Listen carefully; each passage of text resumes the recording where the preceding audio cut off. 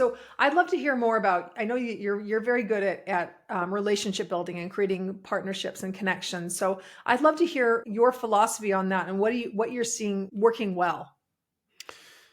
A lot of our business comes from referrals, and we have a process and a system we try to for everything. And one of that is we have a meeting 3 times a week with the team. We use, you can use any CRM.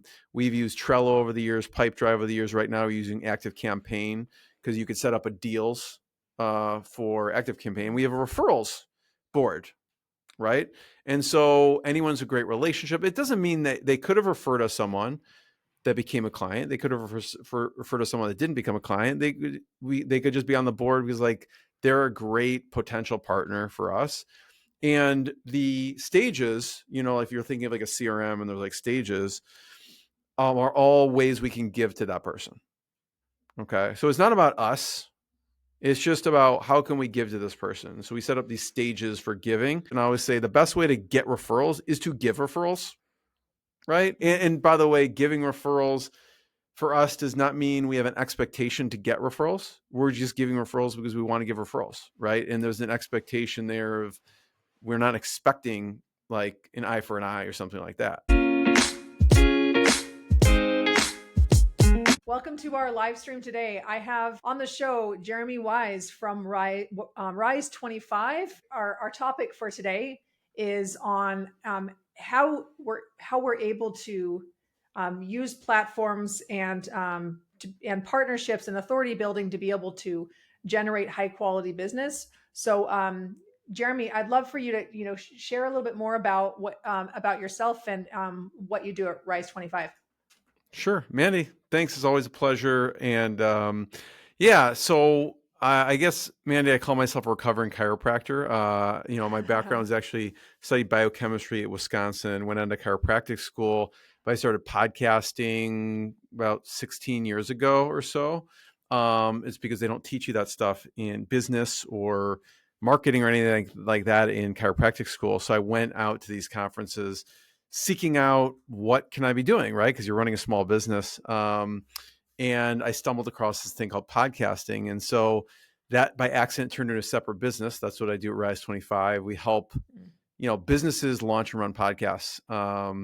We also help people with their gifting programs as well. So just everything surrounding building relationships is really what we figured out that we love doing. My business partner, I met John Corcoran through podcasting, and I kind of joke around, but I'm really not when I say, like, when I track back to almost everything good in my life, it tracks back to a podcast. I met best friends on my podcast, gone to people's weddings, family vacations. The only kind of exception is I did not meet my wife on a podcast, but a lot of my, indirectly we've met through podcasting, just through the network of people I've been able to meet as well. So it's just an amazing way. And this is kind of what we're going to talk about, is about building relationships. And like, I don't think of podcasting specifically as, anyone could talk into a mic and publish it on YouTube, but it's really about what do you do to build the best relationships? And so we do podcasting, we do strategic gifting and several other things. Oh, I love that. Yeah. So yeah, absolutely. And I've known John Corcoran for a lot longer. We met in a mastermind and very, very early on, he had me on his podcast. That had to have been 10 years ago. And that's what forged that initial relationship. And I know that from there I think we had done some different courses together. Like we had co-created some courses together, if I recall. I mean, this was so long ago that was and I know I've attended one of your events, and I think that's where we actually met, Jeremy, initially, and then we got to know each other better on your podcast. So I definitely have seen how podcasting is so powerful. I know John was doing the podcasting back with Smart Business Revolution podcast. Is he still doing that podcast? Yeah. I mean, I think I started Inspired Insider like 16 years ago. I think John started Smart Business Revolution maybe 14 years ago or something like that. So Right. yeah, Back before it was cool. Back before podcasting was as cool as most it people is did not now, know what a right? podcast was at that time. Yeah. No, they did not. So I'm like, so you guys are both in the old school realm. of podcasting. And, our Hands Off CEO podcast has been around. I don't know how long it's been, but that there's like, I hate to say it was like, there's like pre-COVID and you're always like measuring against how many years was that before that? It's Right. probably 7 years, over it. And I feel like I'm in the old school version of that too, even though I'm not in it, nothing compared to how long you guys have been doing podcasting. But I know that I've also seen just so many incredible relationships that have come out of that too. So I'd love to hear, what are you seeing working really well to be growing companies utilizing podcasts as an authority building platform? I mean, I'm biased, of course. Like I think nothing beats a podcast from an authority building on a number of levels. I kind of separate that into two things, right? There's thought leadership content and there's external interview content, right? And so when I think of authority building, building social proof credibility by having amazing experts on the podcast obviously builds someone's credibility, social proof. Over the years, I've had the co-founder of Pixar, RX Bar, P90X, Einstein Bagels, Kettle Chips. I can go on and on. That obviously, and some amazing authors, Never Split the Difference, but Chris Voss, Michael Gerber's E-Myth, David Allen Getting Things Done, Vern Harness Scaling Up. So I've had some amazing authors and Gino Wickman Traction. So, that authority is kind of attached to the podcast in myself, in a sense, right? And so there's authority with external interviews, but a lot of times I see, Mandy, people make the mistake and they kind of err on one or the other. They don't a lot of times don't combine both. So you could see these interview shows and they only have guests on, but they're not profiling their own thought leadership. Right. And so it's really important for us to think about the authority and credibility from our own thought leadership. So we go about and answer the questions that people ask us. Right. And so we can share the information for free with people. Right. So common questions we get are, how do I name my podcast? Right. So we did an episode about that. Like, what tools and software and the most common questions. What tools and tech do I use? We did an episode about that. How do I launch my B2B podcast? We did an episode about that. So and by the way, it's not for me about vanity metrics. Yeah, like people will check it out. But it is about using it strategically also in the discovery process with people, because it delivers value to them without me necessarily having to be there. Like if I'm talking to someone and they're asking me questions, I'll give them the answer, but I'll say, hey, listen, we did a full 20-minute deep dive on this exact topic. I'll send it to you. And then here's actually 9 other topics that are the most commonly asked questions that we did deep dive on. So people come to a call, and even before we do a call with someone, say someone's interested, we'll say, hey, here's the common questions we get. Check them out. I look forward to chatting on the call. So sometimes people come and they've watched 7 videos before. Sometimes they've watched 0. And I just go, actually, the one that you're asking, here's the one. I'll send it to you afterwards. It was actually, we sent it before, but people are busy.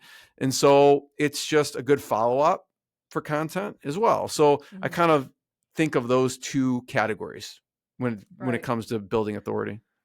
Well, I think that's really smart too. With what you curated a piece of content that actually said these are the 9 most common questions, and it shows that you've thought through it. You've thought through what are the challenges that they're going to be having, and you proactively have provided solutions. So even if they don't listen to those episodes, they know that you have an answer for this, and they know that you're anticipating their problems.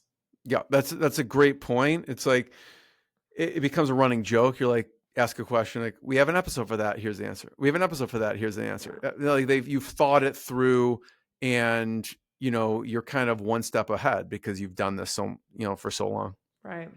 Well, I like this, and I that's a great idea. I think that we might actually we haven't actually done that with the common questions, and I think that's really smart. We've done that with a lot of case studies.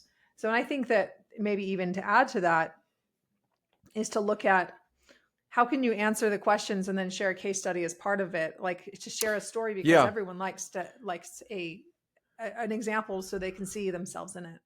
you bring things up, and we actually did an episode about this, Mandy, the 10 Okay. different types of thought leadership episodes everyone should create. So yeah, there's thought leadership, right? Which when I say thought leadership, I'm saying that team, your individual and your team's thought leadership. It doesn't necessarily have to be just you or me. It could be people on the team. And so there's 10 different types, right? And so one of them is actually a case study.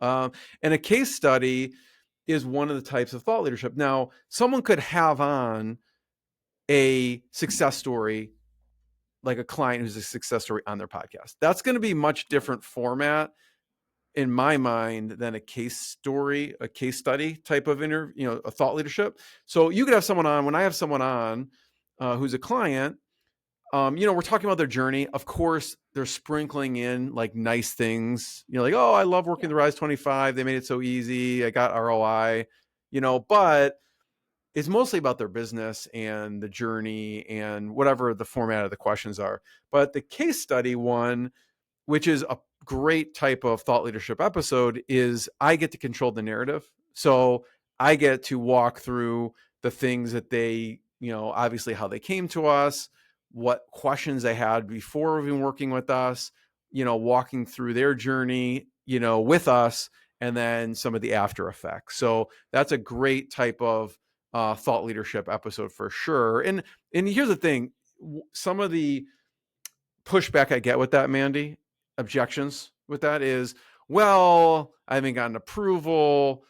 I go, well, you don't have to even, you could, it's good if you can mention their name and their company. Usually people like a shout out, and usually I'm not sharing specific metrics or, sensitive information about it really, because, it's more about the journey that I'm walking through. Right. But you can make it anonymous, right? You could say, hey, we worked with this software company on the West Coast, and here's some of the stuff they were experiencing, because most of the time, as you know, the stuff they were experiencing is similar to what everyone else is experiencing. Like, oh, they didn't have a good way to reach out to people. They didn't have a great, system for reaching out to clients, potential clients, partners, right? So it's going to be a very similar trend with all the types of businesses. I don't have to like divulge sensitive information.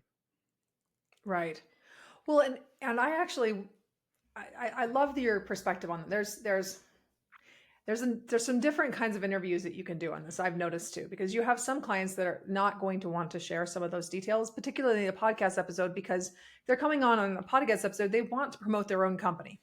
So like their prospects may see this. So it has to be done within a context that they can feel confident sharing on LinkedIn, for example.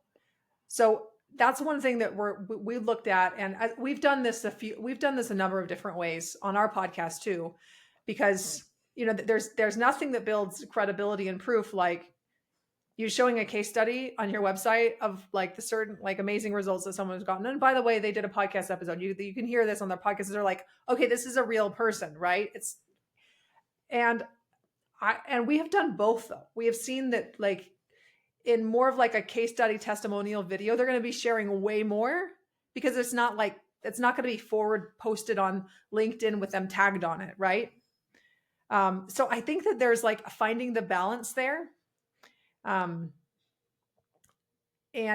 I've also seen too, is like, to your point, like sometimes you can't share sensitive information, and sometimes you wouldn't want to, like anything that would make our clients look bad, we will anonymize, and we will make it be that we will not tell about the company. We'll give kind of a general idea, but we don't want them to look bad. But the story still needs to be told.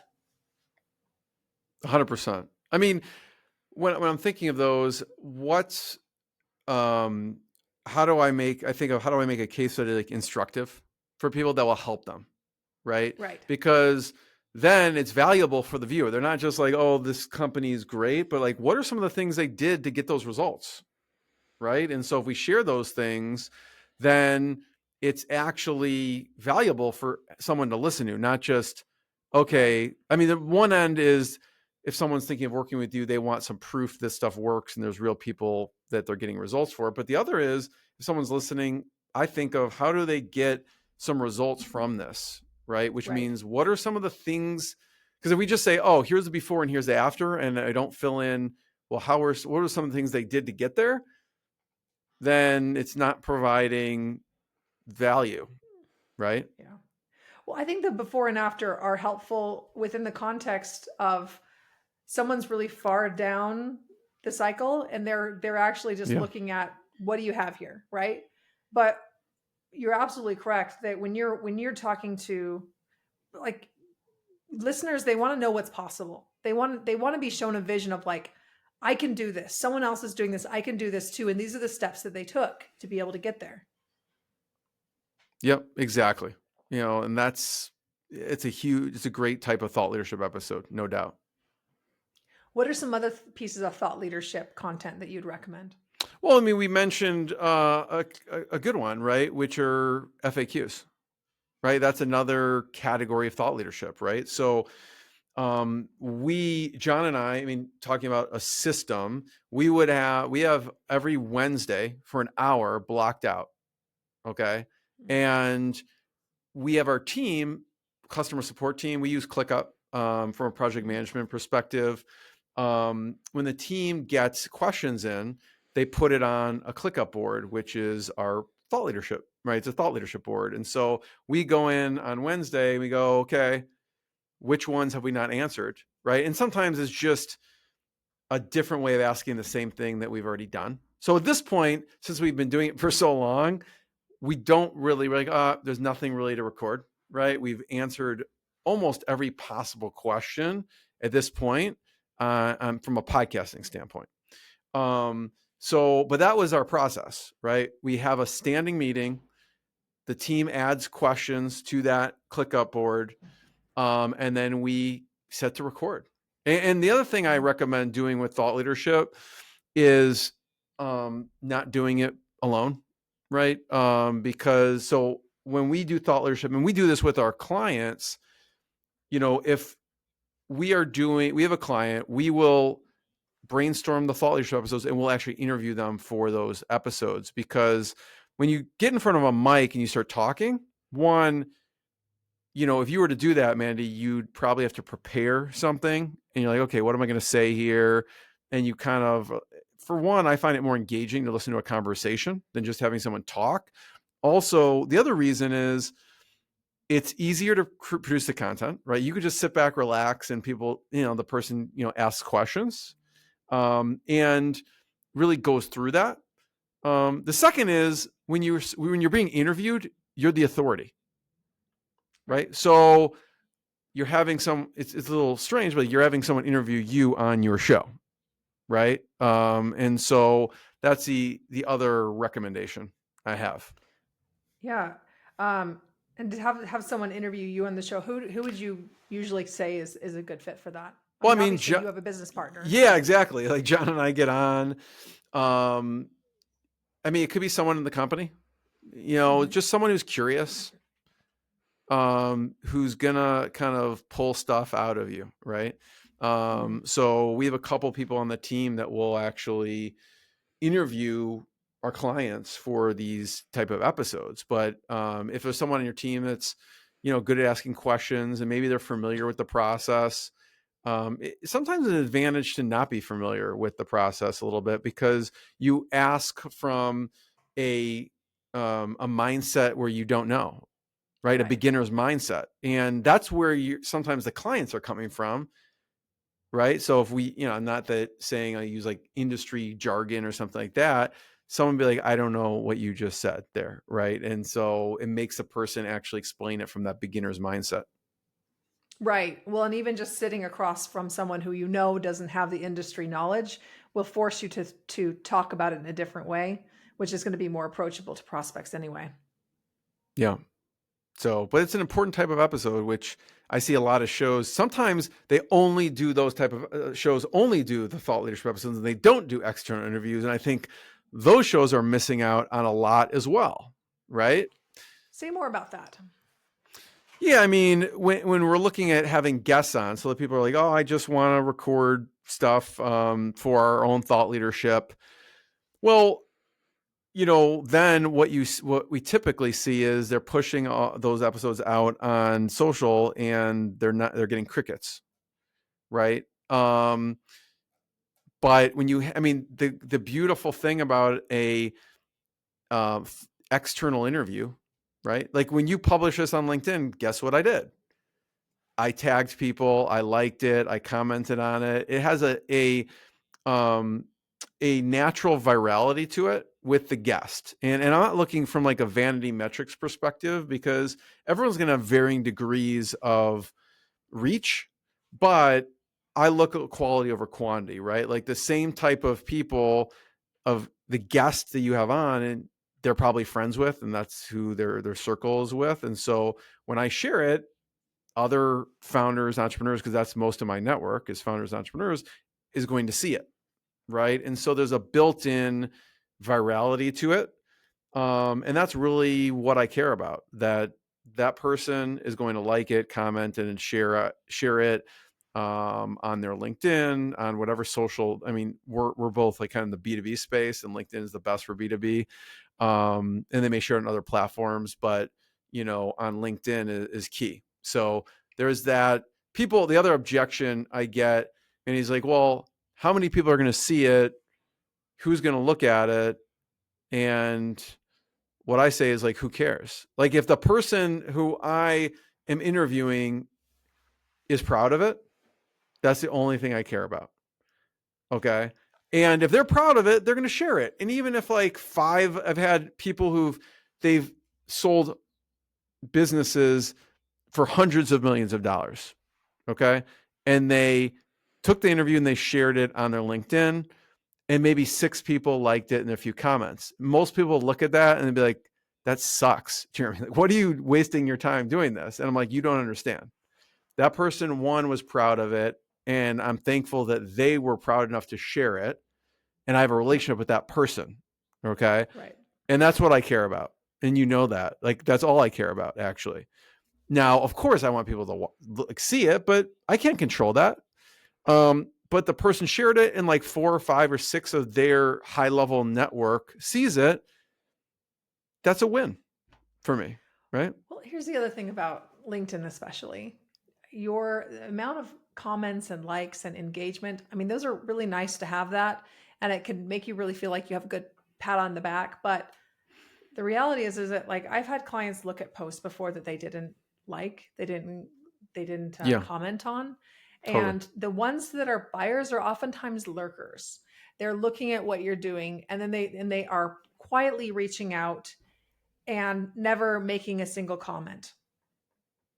That's a good point. Yeah, I may know someone, I may get a text from someone where I posted something on LinkedIn, and I'm like, I looked back and they never liked it or commented Yeah. on it. And I'll give them a hard time. I'm like, why are you texting me? Why don't you like and comment this thing, and share it? But, and by the way, it could be people who I featured in the post, Mandy. And so I'm like, or another example would be, this just happened the other day. I posted about someone. I took a picture of the computer and I texted them the picture. I'm like, hey, I just posted about you. The interview was live. This was like a 30, 60-second snippet of that interview that went live several weeks ago. So I took a picture, texted them the picture. I'm like, hey, I just posted about you. Hope you're doing well. Like, oh, thank you. I'm like, don't thank me. Go like the post. Okay. Or go whatever with the post. And I sent them the link to the post, and they liked it. And I sent them back a message and said, this is all about your company.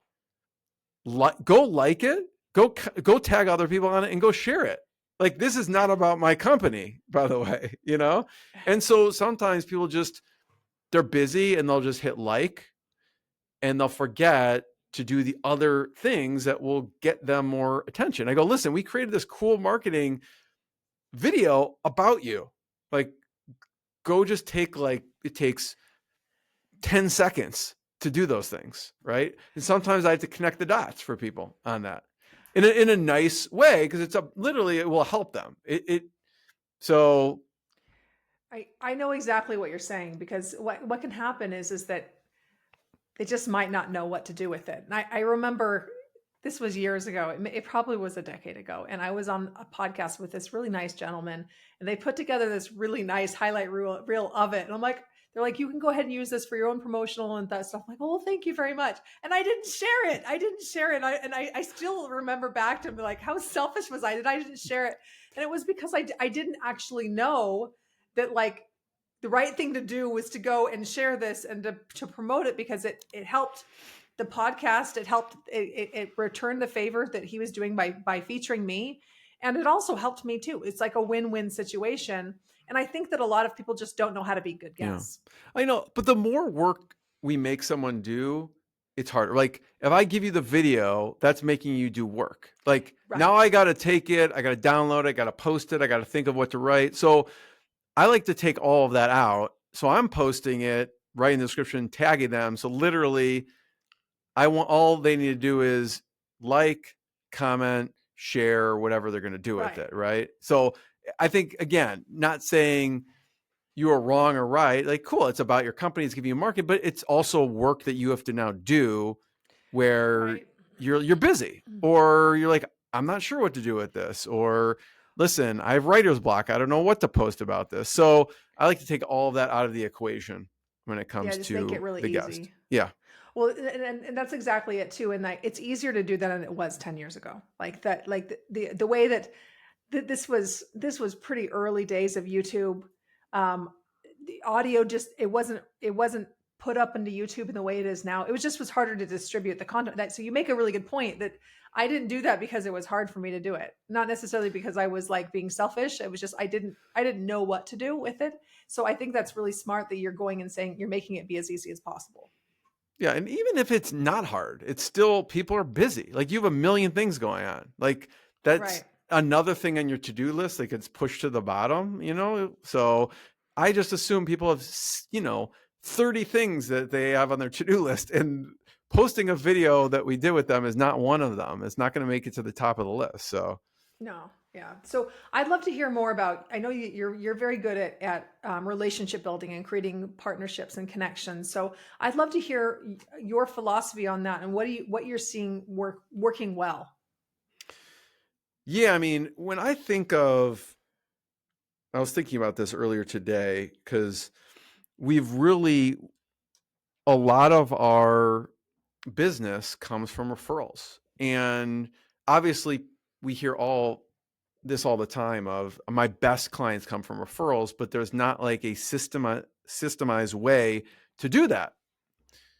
We're just waiting for it to come in. And so what we have we have a process and a system we try to for everything. And one of that is we have a meeting 3 times a week with the team. We use, you can use any CRM. We've used Trello over the years, Pipedrive over the years. Right now we're using Active Campaign, because you could set up a deals for Active Campaign. We have a referrals board, right? And so anyone's a great relationship. It doesn't mean that they could have referred us someone that became a client. They could have referred to someone that didn't become a client. They could just be on the board because like they're a great potential partner for us. And the stages, if you're thinking of like a CRM and there's like stages, are all ways we can give to that person. Okay. So it's not about us. It's just about how can we give to this person. So we set up these stages for giving. Obviously a big one for us is, did we have them on the podcast yet? Right. And we have 3 internal podcasts that we run. So it could be not just be, hey, has Mandy been on John's podcast? Wait, has Mandy been on Jeremy's podcast? So there's have you on the podcast, because that's a great way that we're just looking at how to give first. And I always say the best way to get referrals is to give referrals. Right. And by the way, giving referrals for us does not mean we have an expectation to get referrals. We're just giving referrals because we want to give referrals, right? And there's an expectation there of, we're not expecting like an eye for an eye or something like that either. So, the ways that we give, obviously having them on one of our podcasts, for certain people, we will set them into our gift campaign, right? And so several of our partners, we will send a gift to them every couple months for years. And that's just again, a automated way for us to give to someone without having to continuously think about it. So once they're entered into that system, and then that's, Mandy, we didn't set out to start a separate like service line out of that, but people kept asking us, hey, we love that you're sending us this. Can you do this for us? We're like, okay. And so we actually started taking on clients to do that for. So that's a separate thing. Again, giving. We have a physical newsletter. Okay. Right. Yeah, I've And gotten that physical we newsletter. will That's feature good. people in it. Right. So have we featured the person in the insert in our physical newsletter? Right. Have we introduced them to anyone? If they have a podcast, I love when my friends have podcasts, because as you know, like I'll make introductions very easily. Oh, Mandy has an amazing podcast. You should go on it. Obviously, I do a double opt-in when I'm doing intros. So I always get both people's approval first. So I'm just not making it awkward. Like, hey, Mandy, you should talk to Dave. And you're like, I don't really need Dave's not a good fit for my podcast. So now you have to say no to the person. I'd rather not put you in that situation. Yeah. So I always do a double opt-in when it comes to making introductions. So it could be introducing for the podcast. It could be introducing for maybe a partnership, right? I'm like, oh, you both share similar clients. It could be introducing the obvious one as a potential client.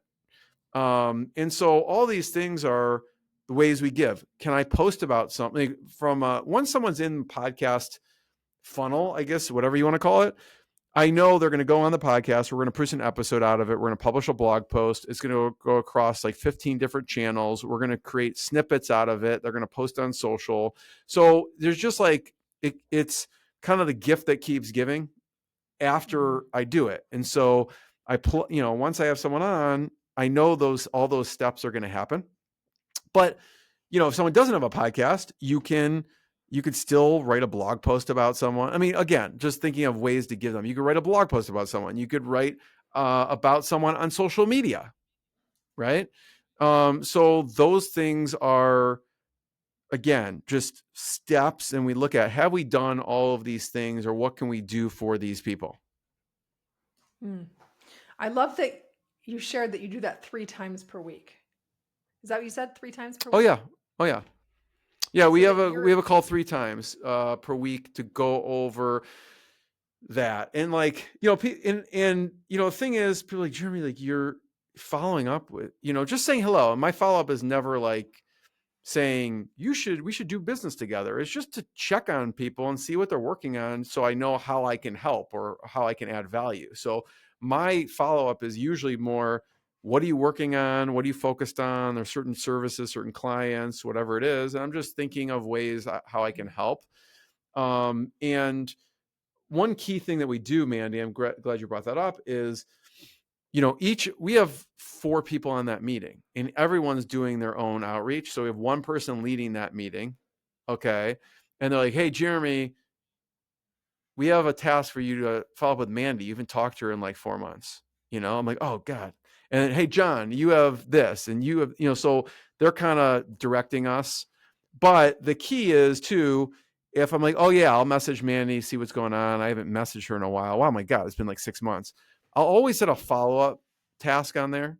So through ActiveCampaign, or I'm sure any Pipedrive or, Trello or whatever, we send a follow-up task in the future. So that meeting, we're only going over the ones that are assigned for that week. So I may go, oh, I have to make sure Mandy had like a cool event. I have to make sure that I follow up with her, in February after a cool event to see how it went, assign a task in, February 17th or whatever. Right. And so I always want a follow-up task on each of these in the future. It could be a year, right? It's like, listen, I'm not that close with this person. Maybe I'll just check in next year to see what's going on. Right. And so, but I always want something in the future. So I love that you're doing that, because you're proactively you have a system around it. So it doesn't just all happen at the time of desperation when your pipeline's really low. No. Yeah. It's just, it's happening every week. Yeah. So then how are you seeing the kind of results for your company or for the clients' companies that you're doing this, helping them put these kind of processes in place? How are you seeing that as far as lead generation compared to other channels like, say, paid ads? Well, I could say we're not experts at paid ads. We have hired people, and I joke around that we had $8,000. We can get you $8,000 leads because I think we got one lead, and it cost us $8,000 total for the campaign, and the person didn't show up for the call. So we are not experts at that at all. So I cannot speak to the paid ad side of things. But from like a high value B2B relationship, right? Stuff trickles in every week because of that, right? Because we've, formed these relationships and these touch points, right? And like, I'll say example was the other day, there's someone who's an expert in the food and beverage space. And I introduced them to be a guest on a podcast. I introduced actually a potential client to them. I, tagged them in a post that like is relevant to their industry a few times, and just kept in touch over 6 months. And then, the other day, they're like, oh, Jeremy, I have someone who'd be perfect, who they really need to build their brand. And they're thinking of a podcast, and you're the person I'm going to talk to. So, but when you have 150, 200, 300 people that you're in connection with, right? Because we do this with a system. It's not just like one person here or there. There's stuff like that happening every single week. Now, a lot of the clients we work with have a high lifetime value, right? So they may have 10, 50, 100, 500. Some have $1 million client lifetime value. They don't need dozens of leads, right? If they form, I look at it, the metrics as I do 2 episodes a week. Okay. So if I have, 100 episodes this year, let's say 60 of them are with potential partners or current partners, right? If 10% of those, 6 people, refer us 1 person this year. Okay. If a client lifetime value for someone is $20, $50, $100,000, that's $600,000, right? It doesn't take huge numbers to have it make sense. And so I look at it in the form of a year, and how many, really, again, people could have potential clients on, but I like the long-term relationship. And so I'm looking more at partnerships. And that's kind of the metrics I look at. I'd love to hear from that on that perspective. So you're doing very much a building value, and you're interviewing people. It's very much in the friend zone. So how do you be able to go from the In the friend friend zone, zone. That's a good right? one. So how do you go from the friend zone to starting to date, right? Yeah. I'm always in the friend zone, Mandy. Like no. We will always be in the I friend zone, never yes. figured that out. I only have to figure that out once with my wife, and so now I don't have to worry about the friend zone. But yeah, there's a couple ways to step into that. Okay, and one is, it starts with, when we're first planning the podcast, we start with creating a Dream 200, and the Dream 200 is really the foundational piece.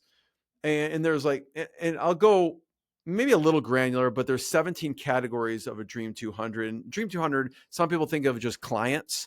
I think of it as clients, partners, big authorities in the space. But let's take partners for a second in the Dream 200. One, are you in conversation with someone who fits into that, who could be a good partner, right? Are they even potentially, they serve the same client as you, right? That's a foundational piece. Now, let's say we assume yes. And you're like, okay, you're in the friend zone here. I like being in the friend zone, right? I'm just delivering value. And I find out too, the book Give and Take by Adam Grant, there's givers, takers, and matchers. Who I like to give to are givers, right? Because that's their natural way of being. Like, if you talk to me, I naturally want to refer people. So it's not going to be shocking if I'm like, oh, this person's cool. Like, how can I figure out how to help them? If I'm talking to someone who's in that Dream 200, they're good, we share similar clients, and they're a giver, I don't necessarily have to worry about the friend zone because I just know their natural inclination is to refer. Okay. Let's say it's not, that person is not natural at referring. Okay. There's different, again, I just look at the ways to continue to add value to them, and, they know what we do. Now, let's talk about, it's easier from like a client perspective. Like, okay, let's say you have a potential client on the podcast. Mm-hmm. Okay. Because the partners is really just delivering value and giving introductions, and obviously not expecting anything, but hoping that we serve the same client. From the potential client perspective, there's a couple ways to get out of the friend zone. Okay. One is, it's similar, delivering value, but delivering value in the service that you provide. So if someone, we had a lot of people have a lot of success with, okay, what's an we call it like a big uncomfortable offer. A big uncomfortable offer is something that you normally charge for and you will give away to that person for free. Okay. And how willing are you to be? It's almost like, what are you kind of slightly uncomfortable about giving away because it's so high value and you really should be charging for it, but you aren't for this person. Okay. Now, I'll go to the extreme, Mandy, for a second. I go, Mandy, listen, I love what you're doing. We're going to produce your podcast a year for free. Okay. No questions asked. You'd be like, cool. Right. We get to demonstrate what we do. We're giving tons of value. Hopefully when that year, again, I'm going extreme here. I don't know. We would never offer that to someone typically, but, that would be a big uncomfortable offer. So maybe it's scaled back to, hey, we'll do it 6 months. Maybe we'll do it, whatever it is. It could be smaller than that, but that definitely, what's a no-brainer offer that you're like, yes, let's do this. And then there is a timeline on it, obviously. After that, here's how it works to work with us, right? We've had a variety of types of services. There's, some coaches and consultants that are like, listen, 3 sessions with me cost, $2,000. And they've given that away. I'm going to do 3 sessions. After that, here's how it works to work with me. But I want to just deliver value to you. I know I'm going to help you and you're going to love it, whatever it is. Right. And so stepping into that is just delivering value, but like in the exact type of service that you provide. Right. So it's delivering value, but in a way where they're getting it for nothing. They're experiencing value, but it's experiencing some piece of the work that someone does. Right. Yeah. That's actually one that for our Hands Off CEO podcast, we have made very intentional choice not to have prospects on there, because it's not like, I don't like playing the friend zone game with someone. It just kind of feels like you're trying to get them in, and then they're like, oh yeah, by the way, I'm going to try to pitch you. I don't know how often you get this. Like, the whole podcasting world has gotten into this nasty, they're putting you in a funnel, and like, it's just kind of gross the way that's happening. And I don't know if everyone's seeing that, but I get pitched about this constantly to come on podcasts that I'm clear that are clear that that is their intention, especially by the questions that they're asking. You're like, am I applying for your service here, or am I coming on your podcast? Right. So like, I have been really intentional about not doing that. And that was even before that became kind of a posh thing. But, but it has to be done like a tasteful manner. Obviously, if someone's going to do that, and I'm kind of in the same camp as you, like I typically, focus on great partners and people in that realm, but sometimes people fall into both buckets, right? Which I don't realize. Like afterwards, they're like, oh, Jeremy, like, we've been thinking of starting a podcast. I'm like, okay, cool. I had no idea, but happy to lend a hand and, give advice, or if you want, no pressure. Right. I'm very, that's just my demeanor, is more low pressure. So even if someone's like, yeah, I want to use you, I'm like, well, let me help. Let's see if I can help you. And if you want to, you can. But that is, that is a concern for some people. Like, well, I don't want to feel like I'm pitching someone afterwards. I'm like, well, then give them a really amazing, uncomfortable offer that's delivering so much value, and afterwards, it's very simple. Like, you're not pressuring them to work with you afterwards. You're just like, here's how it works after, but I want to do this for you. And usually in that case, Mandy, if it's a big and comfortable offer, they're not going to offer it to everyone because they would go out of business, right? Right. So it's something that the person's, if they just whatever resonate with the person, they think it's a fit, they think they can deliver a lot of value. So Yeah. Well, and we have clients who have actually been quite successful with that. One of our clients, Jerry, I know he's brought in 7-figure deals from his podcast, but a lot of what they're doing is connecting with their partners, and they're developing those relationships that really build the company, and that more than anything else is growing the company. So it proves exactly what you're saying there, and it absolutely can be done and done well. So Jeremy, if people want to find out more about what you do and Rise 25, where can they find you? one, you could check out the interview I did with Mandy on inspiredinsider.com. So you can go to inspiredinsider.com. You could search for anything on there. All the interviews are free. Any keyword that you're interested in, if it's SaaS companies, if it's whatever it is, search for it there. I'm very active on LinkedIn, so you can look me up on LinkedIn, connect with me there. And obviously rise25.com is our main website as well. And people always ask me, tools, software. So we created a cheat sheet. It's free. If you want to check it out, obviously you go to Inspired Insider, you can search anything you want on there, but rise25.com/webinar tools is like a cheat sheet of the tools that we use and recommend for recording, everything like that. So you can check that out as well. Oh, it sounds like really valuable. Thanks so much for coming on here, Jeremy. And for those of you who are listening, if you would like to find ways to be able to grow the price point that you're able to charge, increase your budgets, and be able to do it in a way where selling becomes easier or growing becomes just, I don't want to say effortless because there's nothing effortless in business, but it becomes so much easier than what you're doing. Go to our next executive briefing. You can go to handsoffceo.com/briefing, and you can join. And I will be personally walking you through exactly how others are getting paid 6-figure, multiple 6-figure, and 7-figure deals in this market, and how they are leveraging the uncertainty in the market to be able to sell and make deals faster.